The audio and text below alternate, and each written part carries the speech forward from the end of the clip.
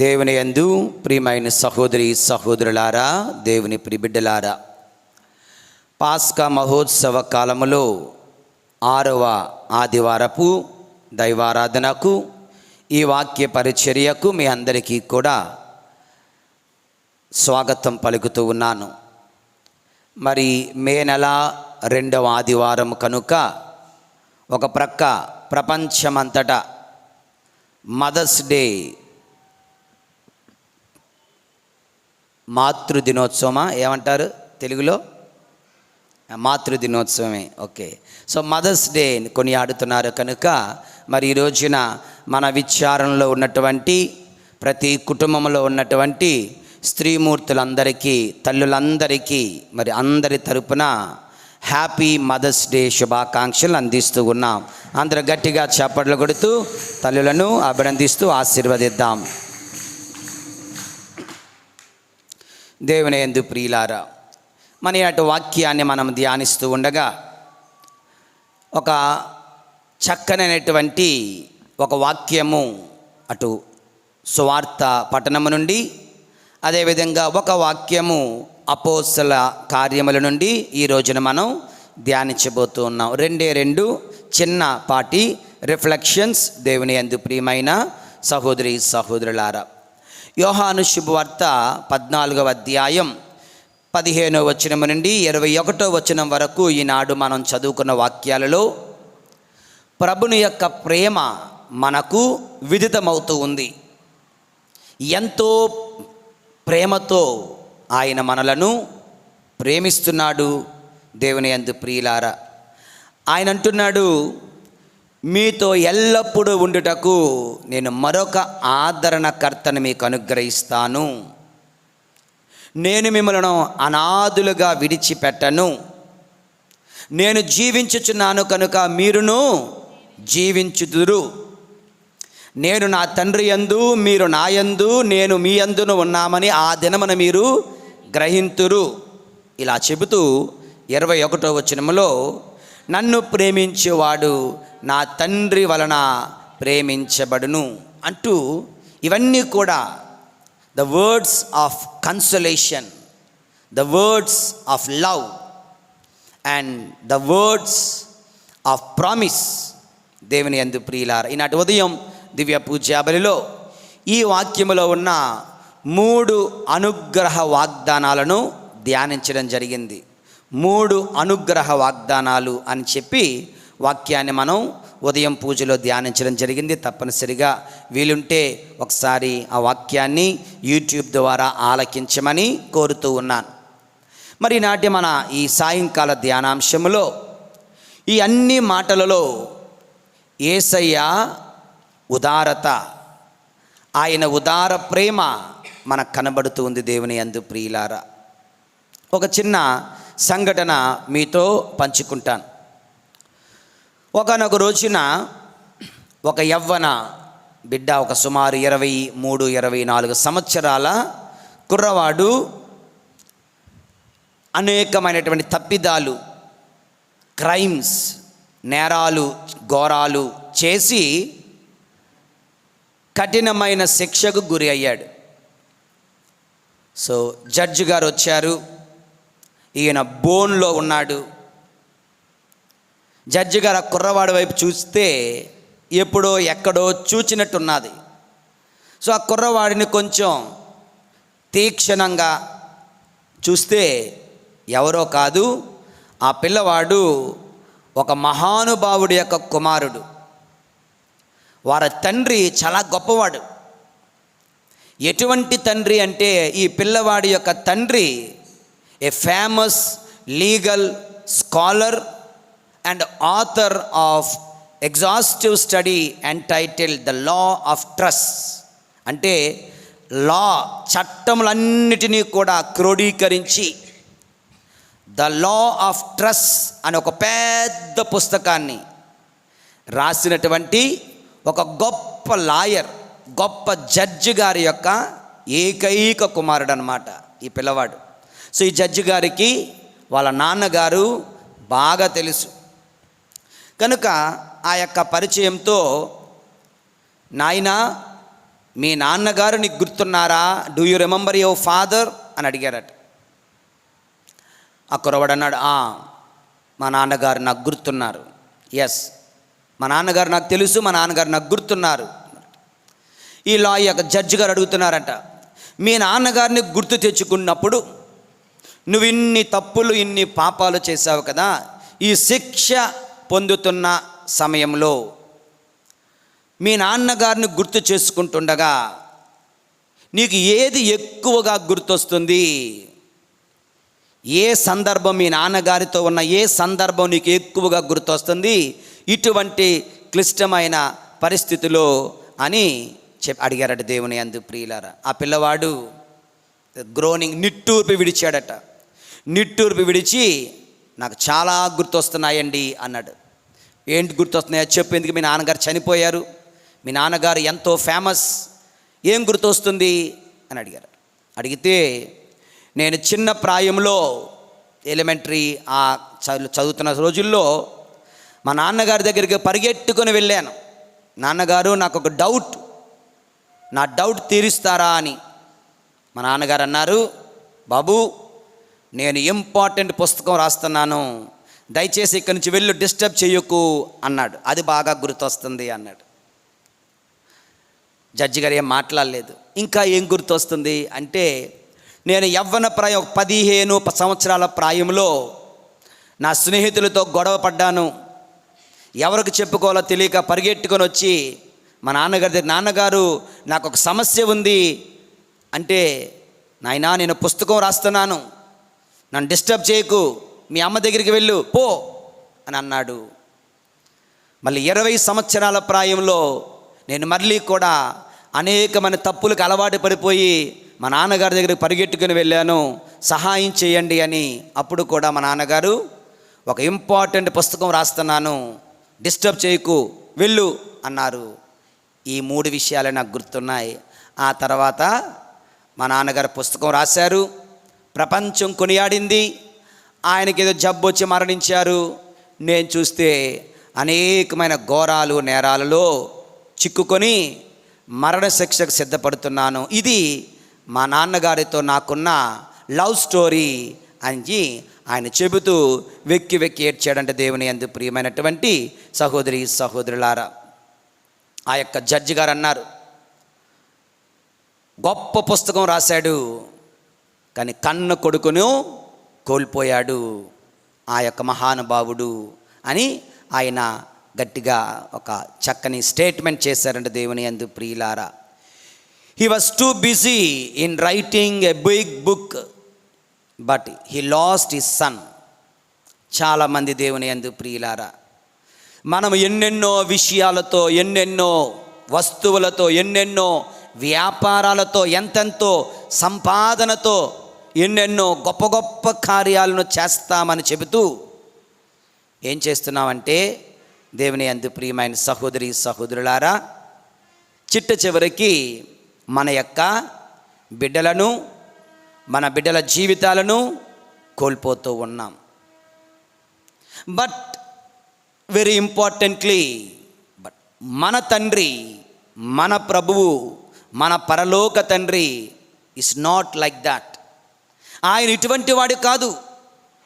ఎన్నెన్నో పనులతో మునిగిపోయి మనల్ని మర్చిపోయేవాడు కాదు, మనలను విడిచిపెట్టేవాడు కాదు, మనల్ని పక్కన పెట్టేవాడు కాదు, మనల్ని నేను బిజీగా ఉన్నాను పక్కకు వెళ్ళిపో అని అనే తండ్రి కాదు. పరలోక తండ్రి అనే ప్రభువు కాదు.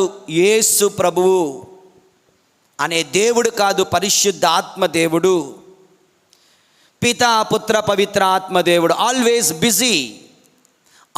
Busy in loving us. మనల్ని ప్రేమించడంలో ఆయన ఎప్పుడు కూడా బిజీగా ఉంటున్నాడు దేవుని యందు ప్రియులారా. తన ప్రేమను వ్యక్తపరచడంలో ఆయన ఎల్లప్పుడూ సంసిద్ధంగా ఉంటూ ఉన్నాడు. మనల్ని ప్రేమించడంలో, తన ప్రేమను మనకు వ్యక్తపరచడంలో, మనల్ని కాపాడుకొనడంలో, మనల్ని కంటికి రెప్పవలే కాచి కాపాడుకోవడంలో our father in heaven is always busy. Unlike this father in the story.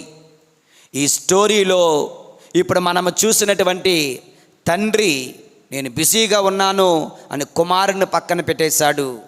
కానీ మన తండ్రి మన ప్రభు అంటున్నాడు, నేను మిమ్మలను అనాథులుగా విడిచిపెట్టను,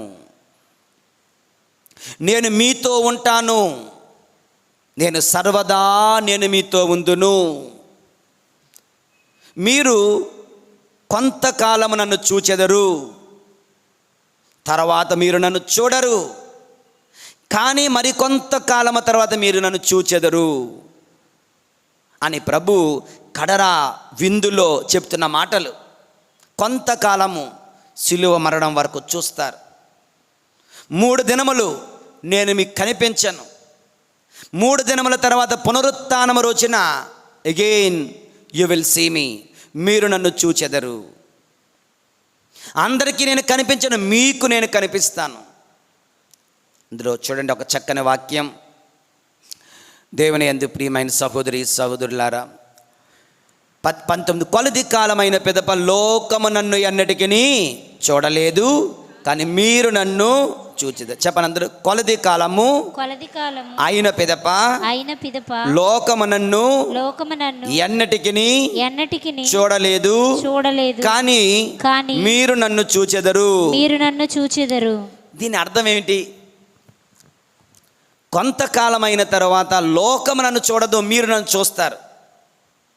ఒక మంచి ఉదాహరణ చెప్తాను. ఒక సమయంలో ఒక గుడి పండక్కి వెళ్ళాం, ఎక్కడో మేమందరం కూడా, ఫాదర్స్ అందరూ కూడా. ఒక చక్కని గుడి పండగ, అందులో పాటల వాళ్ళు పెద్ద ఆర్గన్ లేదా కీబోర్డ్, ప్యాడ్స్, రకరకాల మ్యూజిక్ సంబంధించినటువంటి వస్తువులతో ఎక్కువ పాటల బృందంతో పాటలు పాడుతూ ఉన్నారు. పాడుతూ ఉంటే నాలాంటి వాడికి, నాలాంటి చాలామందికి మాకేం పెద్దగా అందులో తప్పులు ఒప్పులు కనిపించడం లేదు. కానీ నా పక్కన కొంతమంది గురువులు, సంగీత విద్వాంసులు, పాటలు రాసేవారు, పాటలు కూర్చేవారు, పాటలు పాడేవారు, యూట్యూబ్లో సీడీలు డివిడీలు చేసే ఫాదర్లు చాలామంది ఉన్నారు. వాళ్ళు ఆ పాట తప్పు పాడారు, ఈ పాట తప్పు పాడారు, హై పిచ్ తీసుకున్నారు, లో పిచ్ తీసుకున్నారు అని వీళ్ళు అంటున్నారు. మాకు బాగానే ఉందే అని నేను అంటున్నాను. అందులో ఉన్న తప్పిదాలు నాకు కనిపించడం లేదు, కానీ అందులో ఉన్న తప్పిదాలు వాళ్ళకు కనిపిస్తున్నాయి. తేడా ఏంటి? వాళ్ళు musicians, I'm not a musician.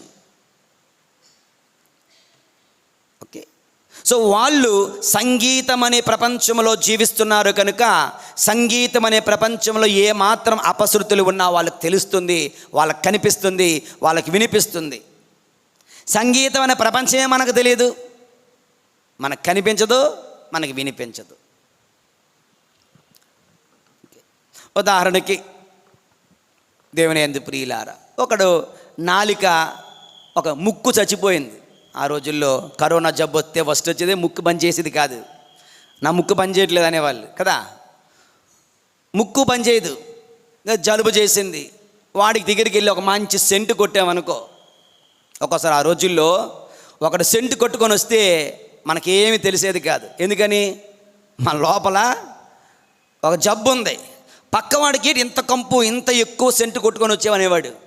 వాడికి సెంటు సువాసన అందేది, కొంతమందికి అందేది కాదు. కొంతమందికి రుచి ఏది తిన్నా మామూలుగానే ఉంటుంది అనిపిస్తుంది. ఏ ప్రపంచంలో ఎవడైతే ఉన్నాడో ఆ ప్రపంచంలో ఉన్న వ్యక్తికి ఆ ప్రపంచపు విషయాలు కనిపిస్తాయి, వినిపిస్తాయి, అర్థమవుతాయి.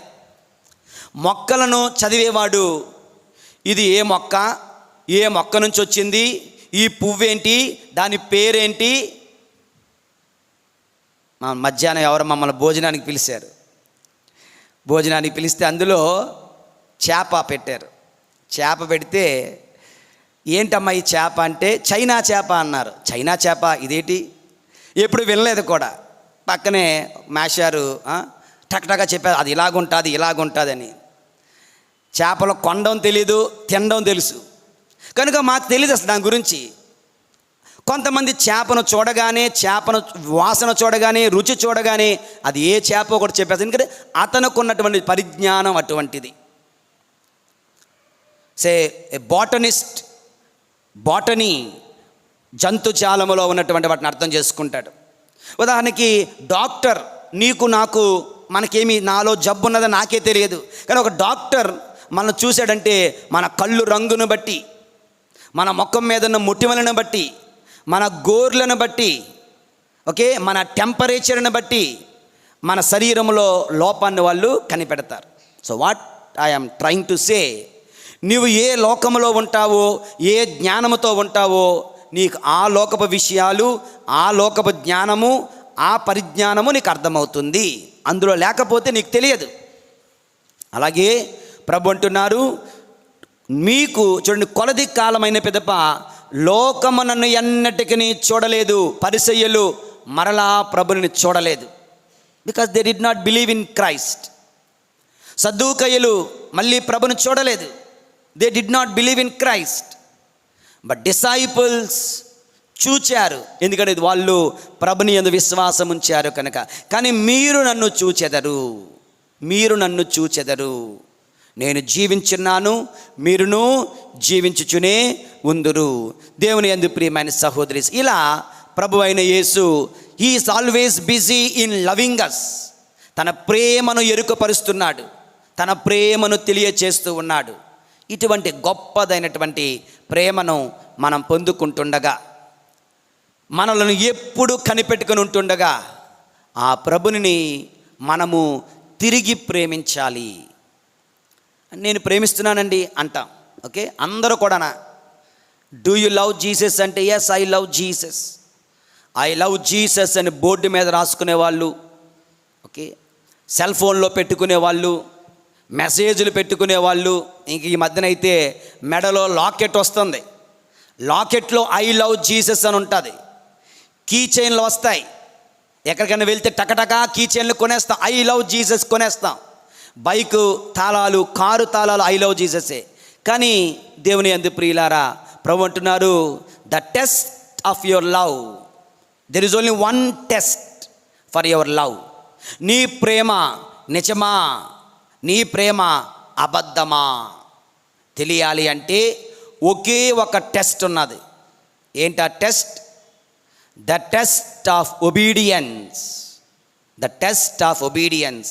మొట్టమొదటి వాక్యం ఈనాటి సువిశేషంలో, మీరు నన్ను ప్రేమించినచో నా ఆజ్ఞలను పాటింతురు. చెప్పనందరూ మరొకసారి, అందరూ గట్టిగా మరొకసారి, నా ఆజ్ఞలకు మీరు విధేయిస్తే, మీరు పాటిస్తే, you are passed, you passed out. నువ్వు నన్ను ప్రేమిస్తున్నావు, నో డౌట్ అబౌట్ ఇట్. కానీ ప్రభువా, నేను నిన్ను ప్రేమిస్తున్నాను, కానీ నీ ఆజ్ఞలను పాటించను అంటే దట్స్ ఎ ఫేక్ లవ్. అబద్ధపు ప్రేమ, అబద్ధపు ప్రేమ. దేవుని యందు ప్రియమైన సహోదరి సహోదరుల, తల్లిదండ్రులు ముఖ్యంగా మదర్స్ డే రోజు ప్రతి ఒక్కడూ కూడా హ్యాపీ మదర్స్ డే అమ్మా అంటారు. హ్యాపీ మదర్స్ డే చెప్తారు, గిఫ్ట్లు ఇస్తారు. బహుశా కొంతమంది అమ్మ మీద ప్రేమతో చీర కొనివ్వచ్చు, అమ్మకి ఇష్టమైనది స్వీట్ కొనివ్వచ్చు. ఇంకా కొంతమంది చక్కగా ఆర్థికంగా బలపడితే ఒక ఉంగరమో లేదా చైనో ఏదో కొనివ్వచ్చు. కాక ఇదంతా ఇస్తే, ప్రజెంట్స్ చేస్తే, గిఫ్ట్లు ఇస్తే ప్రేమ ఉన్నట్ట? నో. ఇవన్నీ చేసి అమ్మ మాట వినరు, అమ్మ చెప్పిన మాట వినరు, అమ్మ చెప్పింది చెయ్యరు, వాళ్ళ ఇష్టాసారం చేసుకుంటూ ఉంటారు. దాన్ని అమ్మ సంతోషిస్తుందా? అది నిజమైన ప్రేమ అవుతుందా? నీ తల్లిని నువ్వు నిజంగా ప్రేమిస్తే నీ తల్లి చెప్పినట్లు చెయ్యాలి. యేసయ్యను నువ్వు నిజంగా ప్రేమిస్తే there is only one true test of your love is obedience.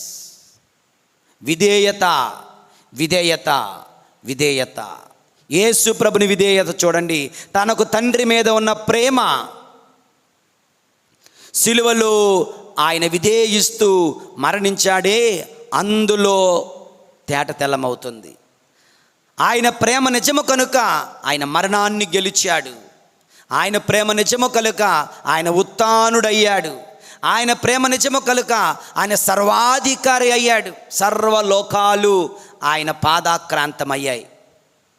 దేవుని యందు ప్రియులారా, సో ఈనాటి మొదటి ధ్యానాంశంలో ఈ వాక్యాలలో ద్వారా యేసు ప్రభు తెలియచేస్తున్నారు, నేను మిమ్మల్ని ప్రేమిస్తున్నాను, నా తండ్రిని మిమ్మల్ని ప్రేమిస్తున్నాడు, నేను మీతో ఉంటాను, ఒక ఆదరణకర్తను పంపిస్తాను, పవిత్రాత్మ దేవుని ద్వారా నేను ఎల్లకాలము మీతో ఉంటాను, నా ద్వారా తండ్రి ఎల్లకాలము మీతో ఉంటాడు, పితా పుత్ర పవిత్రాత్మ దేవుడు అయిన మేము ఎల్లకాలము మీతో ఉంటాము, నీతో ఉంటాను, నిన్ను విడిచిపెట్టను, నిన్ను ప్రేమిస్తున్నాను అంటున్న ప్రభు మనల్ని కోరుతున్నాడు. Just one thing, obey my commandments, నా ఆజ్ఞలను పాటించండి, అంతే. నా ఆజ్ఞలు 10 ఆజ్ఞలు, అనేకమైన ఆజ్ఞలు ప్రభు యేసు బోధనలో మనం చూస్తున్నాం. దేవుని యందు ప్రియులారా, ఉదాహరణకి మత్తయి సువార్త 7:12 ఇతరులు మీకు ఏమి చెయ్యాలని మీరు కోరుకుంటారో డాష్ చెప్పండి, ఎవరు చెప్పగలరు? దానిని మీరు ఇతరులకు చేయుడు. ఇది దేవుని ఆజ్ఞ, యేసు ప్రభుని ఆజ్ఞ. అందరూ నన్ను ప్రేమించాలనుకుంటావా? నువ్వు ప్రేమించు. ఇతరులు నన్ను గౌరవించాలి అనుకుంటావా? నువ్వు గౌరవించవయ్యా. నువ్వు ఎవరిని గౌరవించావు? అందరూ నిన్ను గౌరవించేయాలి. నువ్వెవరిని ప్రేమించావు? అందరూ నిన్ను ప్రేమించేయాలి. నువ్వు న్యాయం పాటించావు, నీకు న్యాయం జరిగిపోవాలి. నువ్వు క్షమించావు, నిన్ను దేవుడు క్షమించేయాలి. ఇది ఎక్కడి న్యాయం? నన్ను ప్రేమిస్తే నా ఆజ్ఞలు పాటించు. 10 ఆజ్ఞలు ఎస్, తిరుసభ కట్టడలు ఎస్. యేసు ప్రభు బోధనలో మనము చూస్తున్నటువంటి ఆజ్ఞలు, ఉదాహరణకు ఒక ఆజ్ఞ మీ ముందుంచాను, ఇతరులు మీకు ఏమి చెయ్యాలని మీరు కోరుకుంటారో మీరు దాన్ని ఇతరులకు చెయ్యండి.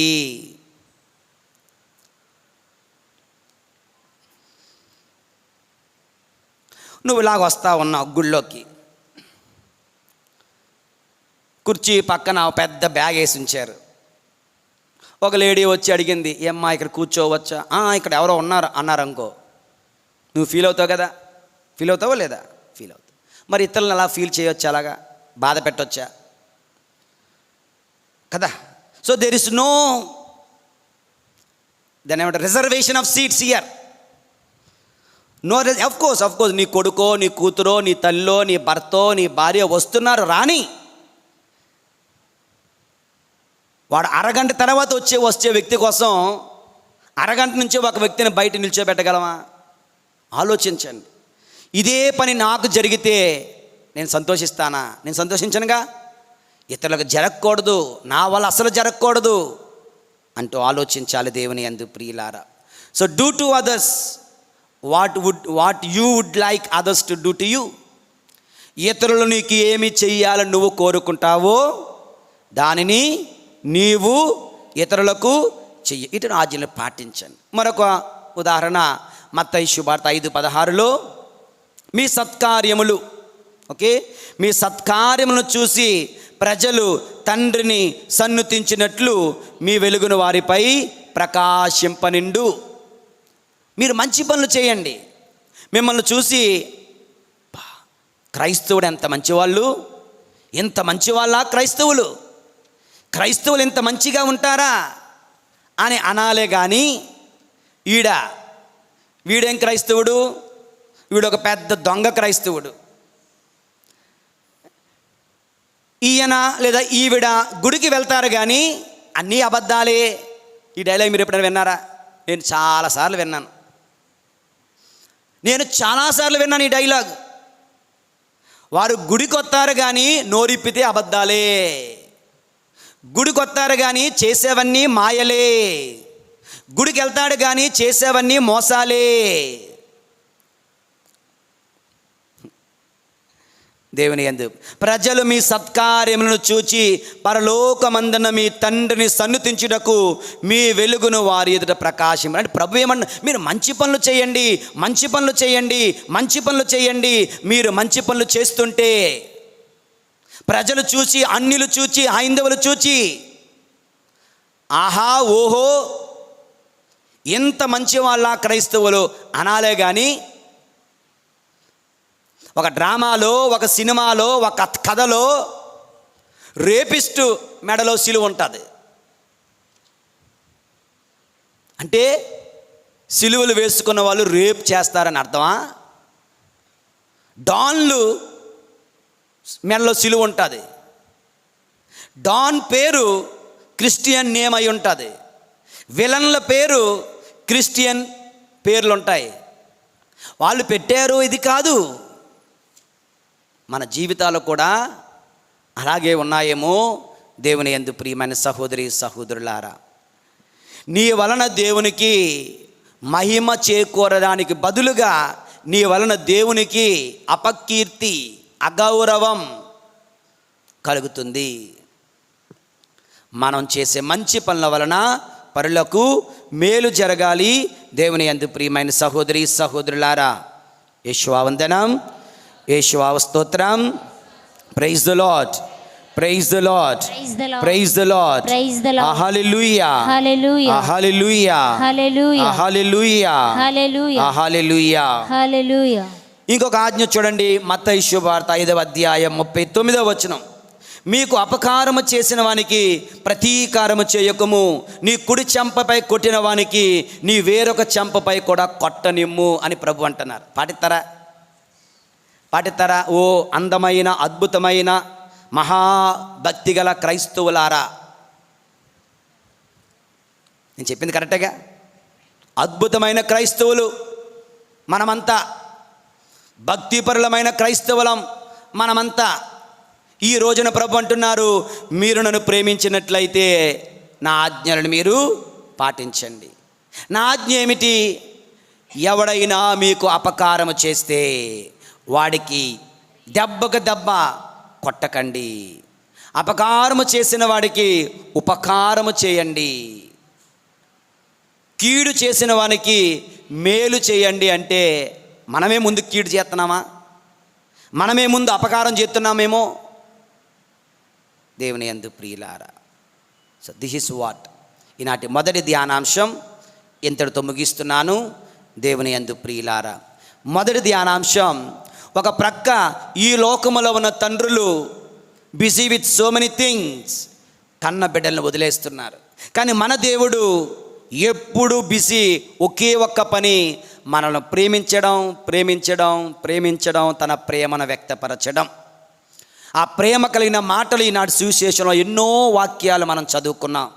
సుమారు 7 వాక్యాలు. 7 వాక్యాలు కూడా దేవుని ప్రేమను వ్యక్తపరిచే మాటలే. మరి ఈ ప్రేమతో ప్రభు అంటున్నారు, I expect one thing in return, you obey my commandments. Examples ఒక 2-3 ఉదాహరణలు చెప్పాను.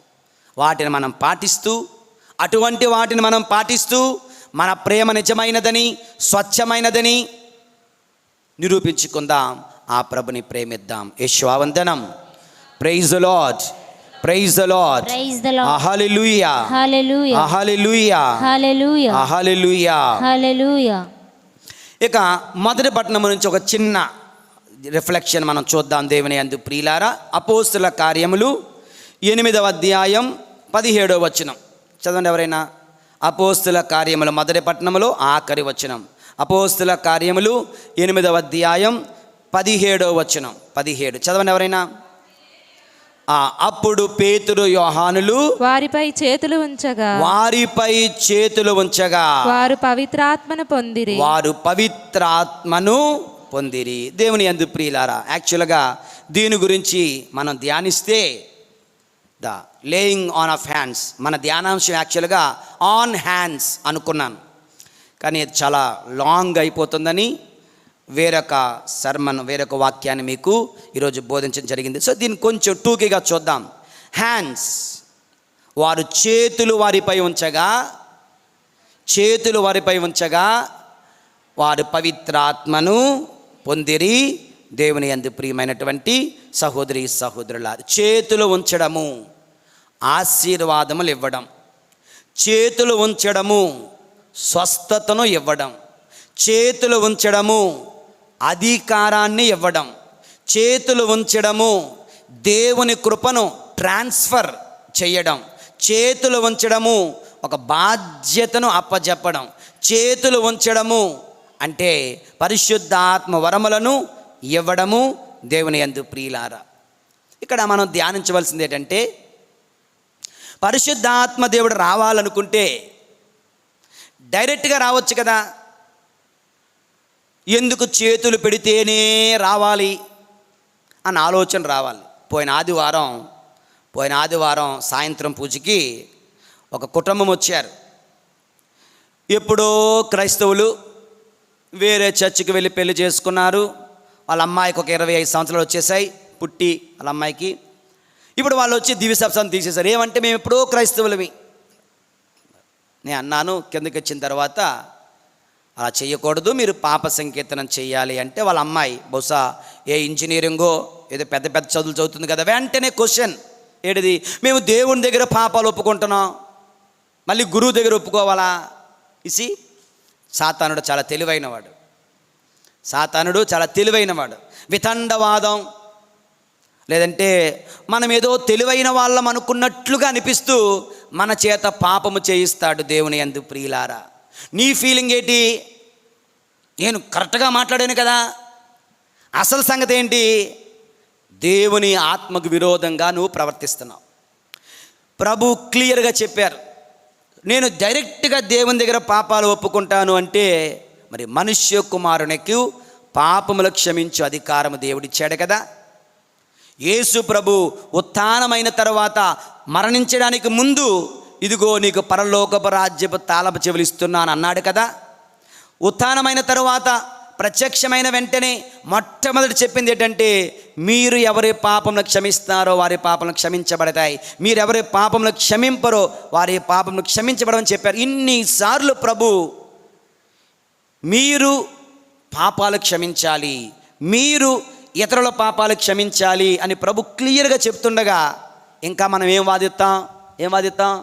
నేను డైరెక్ట్గా దేవుని దగ్గర పాపాలు ఒప్పుకుంటాను. మరి ఈ రోజున ఈ వాక్యంలో చూడండి, డైరెక్ట్గా పరిశుద్ధాత్మ దేవుడు రావచ్చుగా, రావటం లేదు. God wants our hands. దేవునికి ఆ పేతురు గారి చేతులు కావలసి వచ్చింది. దేవునకు యోహాను చేతులు కావలసి వచ్చింది. పేతురు యోహానులు చేతులు పెడితే కానీ వా పరిశుద్ధాత్మ దేవుడు రాలేదు వా ప్రజలపైన. దేవుని యందు ప్రియుల ఆ సీన్, ఆ కాంటెక్స్ట్ ఒకసారి చూస్తే, ఫిలిప్పు అని ఒక డీకెన్ సమరయ అని ఒక అన్య జాతి ప్రజల ప్రాంతానికి వెళ్తాడు, ప్రసంగించాడు. వాళ్ళు ఆశ్చర్యపోతున్నారు. అద్భుతాలు చేశాడు, సూచన క్రియలు చేశాడు, ఎన్నెన్నో అద్భుత కార్యాలు. వాళ్ళందరూ వాహ్వా అంటున్నారు. వాళ్ళందరూ ఆశ్చర్యపోతున్నారు అద్భుత కార్యాలను చూసి, సూచన క్రియలను చూచి. బట్ ఆ ఫిలిప్ అనేవాడు చేతులు వెత్తి ప్రార్థించలేదు. ఎందుకంటే నేను డీకెన్ బ్రదర్ మాత్రమే. అదిగో సంఘ పెద్దలైనటువంటి పేతురు గారు రావాలి, యోహాను గారు రావాలి అంటే వారి కబురు పంపగా వారు వచ్చి చేతులు చాపగా పరిశుద్ధాత్మ దేవుడు వారిపై దిగి వచ్చాడు. God wants to use the human hands to bless. దేవుడు దీవించడానికి దేవుని యందు ప్రియులారా తన ప్రజల, తన శిష్యుల చేతులను వాడుకుంటున్నాడు. దేవుని యందు ప్రియులారా, ఈ రోజున let us reflect on hands. చేతులు ధ్యానిద్దాం. హ్యాండ్స్ దట్ బ్లెస్, ఆశీర్వదించే చేతులు. యాకోబుకి ఒక ప్రియమైన కుమారుడు ఉన్నాడు. ఎవరు చెప్తారు? యాకోబు ప్రియమైన కుమారుడు ఎవరు? వెరీ గుడ్, యోసేపు. యోసేపుకి 2 పిల్లలు. వారి పేర్లేంటి? ఎఫ్రాయిము మనస్సే. యాకోబు ఎఫ్రాయిము మనస్సే బిడ్డలను 2 చేతులు వేసి వారిద్దరిని కూడా ఆశీర్వదిస్తున్నాడు. ఆది కాండములో మనం చదువుతున్నాం దేవుని యందు ప్రియులారా. అంటే తల్లిదండ్రులు మీ బిడ్డల పైన చేతులు ఉంచి ప్రార్థించండి. తల్లిదండ్రులారా, మీ బిడ్డల తలపైన చేతులు ఉంచి ప్రార్థించండి. వారిని దీవించండి. వారికి రక్షణ, వారికి ప్రేమ, వారికి ప్రార్థనా శక్తి, వారికి ఒక సేఫ్టీ అండ్ సెక్యూరిటీ, రక్షణ కలుగుతుంది. దేవుని యందు ప్రియమైన సహోదరి సహోదరులారా, మన చేతులు దీవించే చేతులు కావాలి. మన చేతులు ప్రార్థించే చేతులు, మన చేతులు దీవించే చేతులు కావాలి. 2, హ్యాండ్స్ దట్ హీల్, స్వస్థపరిచే చేతులు. యేసు ప్రభు చూడండి, కుష్టివాడు వస్తుంటే అంటుకోకు, అక్కడే ఉండు, నీకేం కావాలి, నాకు స్వస్థత కావాలి, ఓకే తీసుకుపో అనలేదు. యేసు ప్రభు కుష్ఠరోగిని తాకాడు. The hands of Jesus touched the lepers. కుష్ఠరోగులను తాకిన చేతులు, గుడ్డి వాళ్ళను తాకిన చేతులు, తలితాకుమి అను బాలిక చెయ్యి పట్టుకున్నటువంటి చెయ్యి, పేతురు గారి అత్తగారిని చెయ్యి పట్టుకోగా జ్వరం వీడిపోయింది. స్వస్థపరిచే చేతులు కావాలి దేవుని యందు ప్రియులారా. ప్రార్థించే చేతులు, దీవించే చేతులు, స్వస్థపరిచే చేతులు మన చేతులు కావాలి. ఎందుకు యేసు ప్రభు తాకాడు అంటే, ఈ డజంట్ వాంట్ టు బీ అనేక మంది లోన్లీనెస్, ఒంటరితనంతో బాధపడుతున్నారు. రిజెక్షన్, ద్వేషముతో, తిరస్కరణతో బాధపడుతున్నారు. అటువంటి వాళ్లకు మన యొక్క చేతులు, మన యొక్క స్పర్శ వాళ్ళకి ధైర్యాన్ని నూరిపోస్తుంది. దేవుని యందు ప్రియమైనటువంటి సహోదరి, the best hands, the hands of Jesus that were pierced. సిలువలో మేకులచే కొట్టబడిన, చీల్చబడిన, గాయపరచబడిన యేసు ప్రభుని చేతుల వలె మన చేతులు కావాలి. చిన్నపిల్లలను దీవించిన చేతులు, రోగులను స్వస్థపరిచిన చేతులు, మృతులకు జీవాన్నిచ్చిన చేతులు, శిష్యుల పాదాలు కడిగిన చేతులు, రొట్టె విరిచి ఇచ్చినటువంటి చేతులు, అటువంటి చేతులు మన చేతులు కావాలి దేవుని యందు ప్రియులారా. అలా చేసిన రోజున, ఈ రోజున ఒక్కసారి ఆత్మ పరిశీలన చేసుకుందాం. What about my hands? నా చేతులు ఎలాగున్నాయి? ఇతరులకు సహాయం చేసే చేతులుగా ఉన్నాయా? ఇతరులను కొట్టడానికి చేతులెత్తే చేతులా? ఇతరులను కొట్టడానికి, దొంగతనం చేయడానికి, ఇతరులను హింసించడానికి ఉపయోగించే చేతులా? నీ చేతులు ఎటువంటివి? సహాయం చేసే చేతులా? బాధించే చేతులా? దీవించే చేతులా? హాని చేసే చేతులా? పరులను పైకి లేవనెత్తే చేతులా? పైకి వెళ్తున్న వారిని కిందకి లాగివేసే చేతులా? ప్రియమైన సహోదరి సహోదరులారా, ఆ చేతులు ఎత్తి ప్రార్థించగా పరిశుద్ధాత్మ దేవుడు దిగివచ్చాడు. కీర్తన గ్రంథములో వాక్యం చేస్తున్న, ప్రభువా ఎవడు నీ పరిశుద్ధ స్థలమునకు ఎక్కిపోగలడు? ఎవడైతే నిర్మల హృదయం ఉంటుందో, శుద్ధమైన చేతులు ఉంటాయో, who shall climb the mountain of the Lord? Those with clean hands and pure hearts. ప్రభుని సన్నిధిలో ఎవడు నిలవగలడు? ప్రభుని పవిత్ర పర్వతమును ఎవడు ఎక్కిపోగలడు? ఎవరి చేతులలో అయితే అశుద్ధము ఉండదో, ఎవరి హృదయం అయితే పవిత్రంగా ఉంటుందో. దేవుని యందు ప్రియులారా, ఈ చేతులు ప్రార్థించే చేతులుగా, దీవించే చేతులుగా, స్వస్థపరిచే చేతులుగా, సహాయం చేసే చేతులుగా, పరులను పైకి లేవనెత్తే చేతులుగా మారాలి. ఆ విధంగా మన చేతులను దీవించమని, మన హృదయములను పవిత్రపరచమని, ఆయన సన్నిధిలో నిలిచే యోగ్యత, అర్హత, భాగ్యము మనకివ్వమని ప్రార్థించుదాం.